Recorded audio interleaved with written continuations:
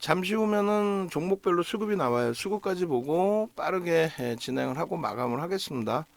오늘 뭐 하루 종일 이래저래 뭐 여러 가지 설명도 드리고 했는데 결론적으로 그나마도 나쁘지 않아요. 나쁜가요? 시장?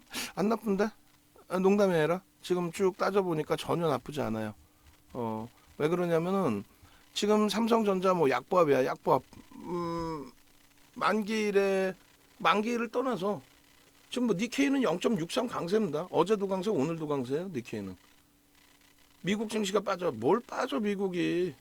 아우 그 시황까지 얘기하면 복잡하니까 나중에 여러분들이 그 쓸데없는 사람들 얘기 듣지 마시고 여러분들이 직접 HTS에서 증권사 전화하세요. 야 나 미국장하고 유럽장 좀 한번 보고 싶은데 어디서 보니? 다 알려줘요. 유럽장 사상 최대치 신고가 랠리예요. 어? 보여드려야지 그래도 어떻게. 자 봅시다. 유로스탁 50 월봉으로 사상 최대치 고점 대비 2.87 빠져 있어요. 우리나라 지수 기준으로 3,200포인트대입니다. 독일이 4% 빠져 있어요. 우리나라 지수 기준으로 역시 3,200 수준입니다. 프랑스 까크 사상 최대치 신고가 랠리, 영국의 FTSE 사상 최대치 신고가 랠리. 다우지수 고점 대비 11.24% 빠져 있어요. 그럼 우리나라 지수 기준으로 얼마? 2,900포인트대 중반입니다. 2,900 중반.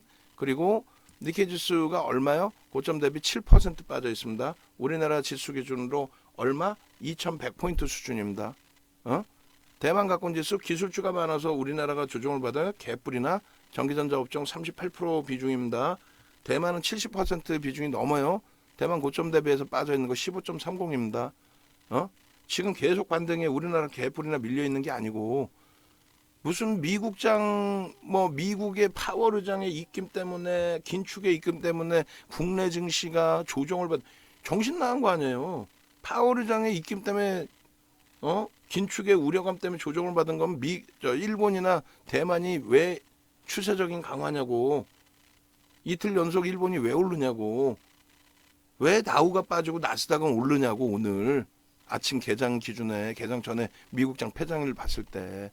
그러니까 그런 말 같지도 않은 거 믿지 마시고 3,300에서 대만 지수가 70% 기술주의 기준인데 85% 수준에 있다는 거 아니에요. 15% 빠졌으니까. 그럼 얼마? 2,800이라는 얘기예요.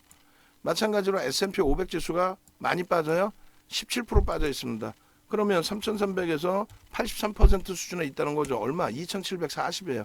개뿔 우리나라 지금 2,410이야. 19. 300포인트 더 위에 있어도 이상할 게 없다라는 거예요. 나스닥이 많이 빠졌네.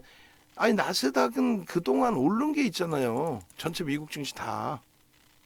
이렇게 올라서 우리나라가 2015년 이후에 2015년 12월을 자꾸 왜 보여드려요. 11년 6개월 만에 금리 올린 또 마지막 금리 올리고 이후에는 9년 6개월 만에 금리 올린 금리를 올릴 정도로 경기가 좋다는 거예요. 지금도 금리를 올릴 정도로 경기가 좋으니까 올린 거지. 긴축을 인플레이션 잡으려고 금리 올릴 때 항상 인플레이션 잡으려고 금리 올리지 개뿔 그냥 땅 따먹게 하려고 금리 올려요? 인플레이션 잡으려고 금리 올리잖아. 근데 가파르게 올린 이유는 그 전에 안 올려서 올린 거잖아요. 사상 최대치 신고가가 나스닥은 11월이지만은 다우지수하고 S&P 500 지수는 사상 최대치 신고가가 2022년 1월이에요. 그때 소비자 물가 지수가 거의 정점입니다. 거기서 조금 더 올라가. 그래도 시장 멀쩡해서 CPI 그렇게 폭등 나와도 말도 안 되는 내용을 자꾸. 결론은 뭐예요? 글로벌 증시 무지하게 좋다. 왜? 지표가 좋아요. 경기 동향이 엄청 좋아요. 농담이 아니라. 그게 디커플링 상태니까 그런 부분은 빠르게 해소된다. 그러면 시장에서 주도주만 보면 돼요. 소형 잡주 보지 마시고 제발. 2차 전지도 대형사가 같지. 근데 2차 전지가 오늘을 기점으로 조정받을 것이냐 아니냐는 저도 몰라요. 근데 제가 볼 때는 2차 전지가 오늘 기준으로 조정받을 흐름 아니에요. 조정받을 흐름이면은 에코프로 BM이 박살났어야 되는데 걔네도 많이 돌렸어요. 그리고 덜 빠졌었고 장중에. 오히려 포스코 케미칼이 더 밀렸었고. 꽤 꼬맹이들이 더 빠지죠. 뭐 금양이라든가 이런 친구들이 왕창 밀린단 말이야. 우리도 손절을 했고. 근데 우리는 손절을 하고 포스코 케미칼로 압축하자 했는데 포스코 케미칼은 안 밀리고 거기서 딱 멈춰준 거고 4%대에서. 나머지는 박살이 난 거고. 오늘은 일단 전략이 압축해서 옮긴 게 잘 된 거예요. 결론은. 어찌됐건 뭐 결론이 잘 됐든 말든 다 떠나서 현재 기준에서 또 놓고 보셔야 될 부분들.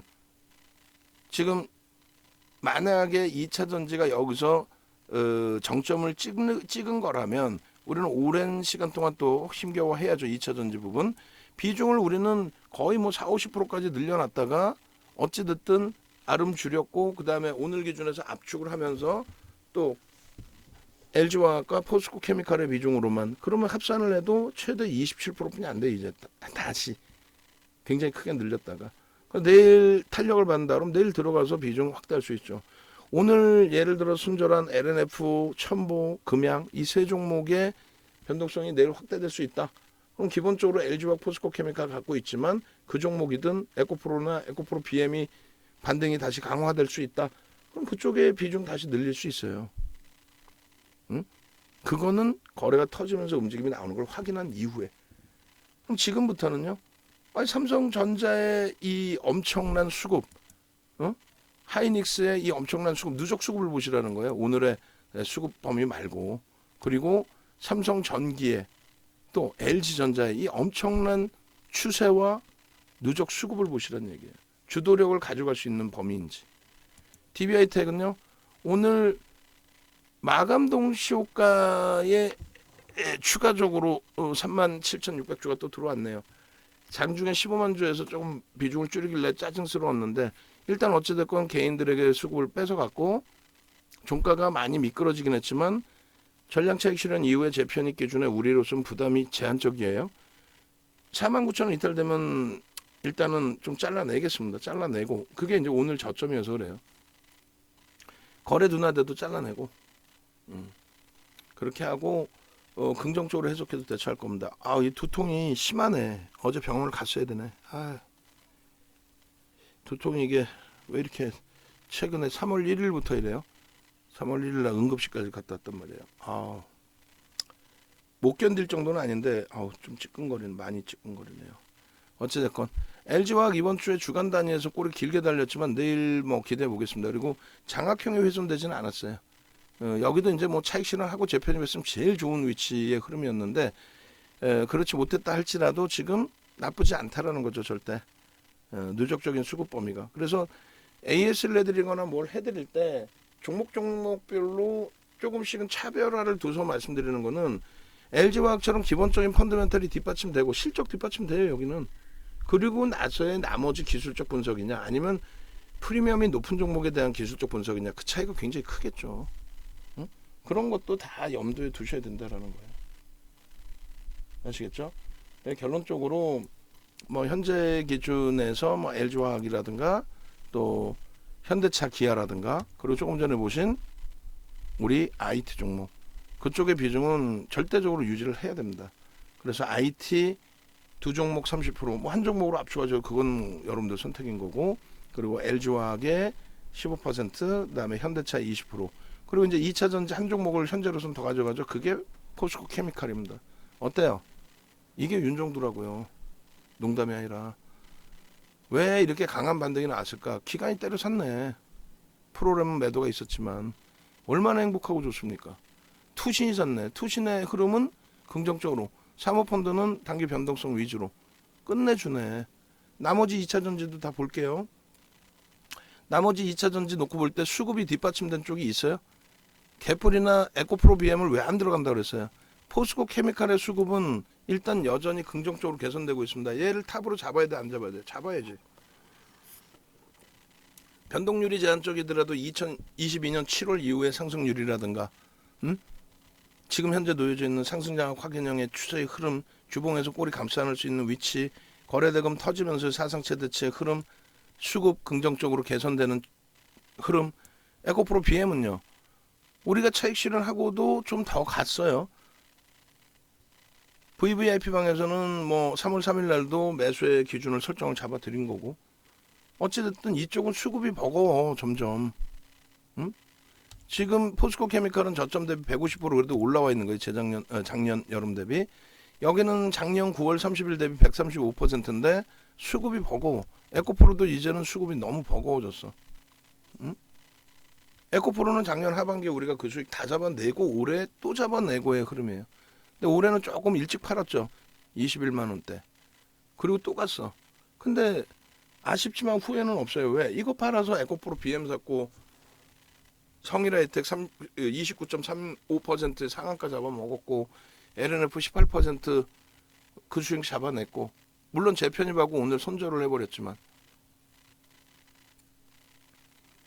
결론적으로 수급범위나 이런 부분이 부담스러운 쪽은 계속 가져갈 수 없다는 거. 오늘 유일하게 2차전지 대형주 중에서는 유일하게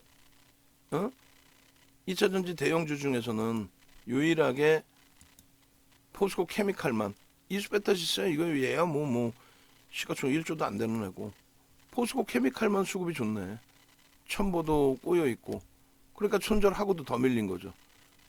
단기적으로 끌어올렸던 외국인 수급 다 빠져나갔고 뭐 내일 다시 들어오면 내일 거래 터질 때 보면 되는 거고 유일하게 포스코 케미칼만 박수 쳐야지 박수 농담하는 게 아니라 신나지 않아요?